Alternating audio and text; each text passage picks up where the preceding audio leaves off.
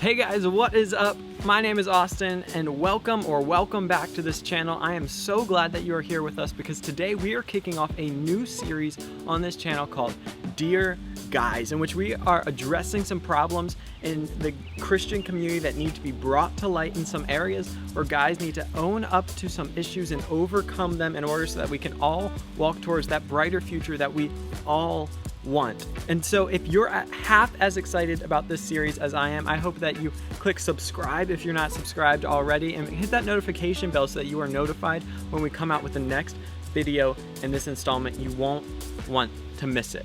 Today we are talking about this idea that it is time for us as guys to stop blaming girls for our problems with lust. You see, in the Christian and especially in evangelical circles, there's been this huge emphasis, especially in youth ministries, on purity. And I get that, and it's a super important thing, and I'm glad that people are talking about it, but I think we need to do it in the right way, because what so often happens when we talk about purity, there's this giant weight of responsibility that's placed disproportionately on the girls. That the girls need to dress modestly so that they don't cause their brothers in Christ to stumble, so that they don't become a stumbling block. And what happens in this narrative, and I'm not saying that modesty is bad, I'm saying that's not the topic of today's video. But what happens in this narrative is that it creates this culture in which guys are seen as these passive victims in problems with lust. That lust happens to them, and it's on the girls to ensure that it doesn't happen to them, as if they are passive victims that have no self-control, no say in the matter when it comes to lust. But I think it's time that we shift that narrative and recognize that we are not victims, but we have the power to control ourselves. Yes, guys, you are capable of self-control. I know it might be hard, but don't let anyone ever tell you that you are just a victim on this. It is not the girl's problem for you to take care of your lust problem. It is not on girls to wear longer skirts and higher shirts so that you don't fall into lust. That is on you. Because you can't control everyone else, but you can control you. You don't have to take that second look. I don't care what she was wearing. That is on you.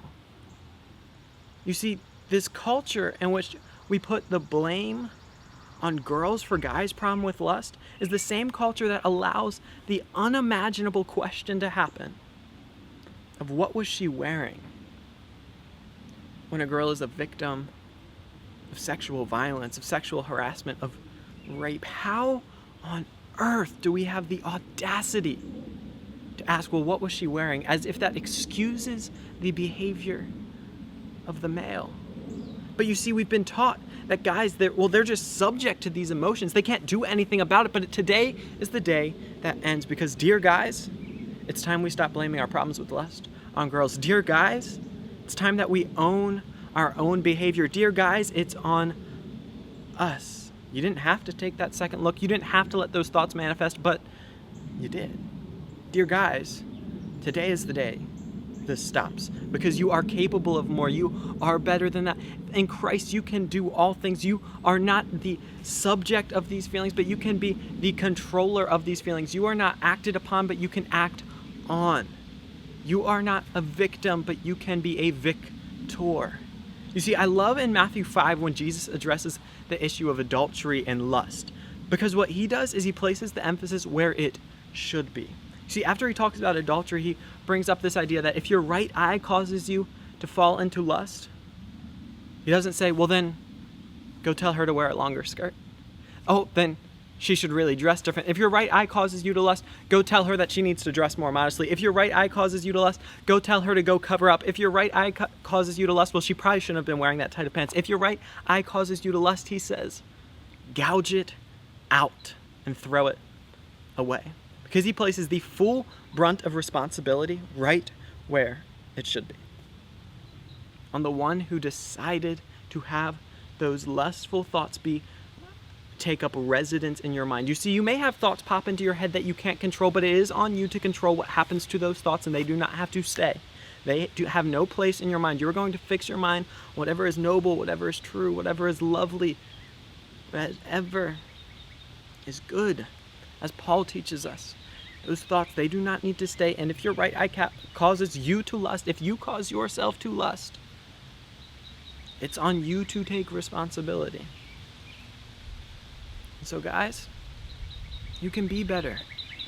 You're not a victim. You're capable of self-control. I believe in you. Yes, it might be hard. Yes, you may struggle with lust. Yes, if you're going through your teen years, there's going to be this explosion of hormones that makes it even more difficult, but you are capable, and I believe in you. But in order to overcome your problems with lust, you're going to have to realize that you're not a victim, but you can be a victor, that you are in control. You are not being controlled by your lust, and you have to shift the narrative and stop blaming girls for your problem with lust. You have to own your growth. That's the only way you will grow. Dear guys, we can do this. Well, what is up, guys? Thank you so much for watching this video. You're the best. I know I say that every single time, but seriously, if you've watched this video to this point, you're my hero. If you're a guy and you watch this and you're listening to this and you're taking this to heart, I hope that you own this and don't walk away from this with guilt or shame, but walk away from this knowing that you are called to more and you can be more, because in Christ, you can be a victor, not a victim. And I believe so much in you. So if you enjoyed this video, I want you to just click subscribe so you see more of these. If you enjoyed it, let me know. Leave me a comment, click like. I'd love to interact with you. I'd love to answer your questions and comments. And if you're a girl out there and you watch this video, shouts to you too. I'm glad that you watched it. I hope you enjoyed it. Let me know your thoughts about this from the other side. But in any case, I hope that you guys stay tuned for the next videos up on this channel. They'll be up very soon, and I can't wait to see you then. Until then, guys, go out and spread love and live fully.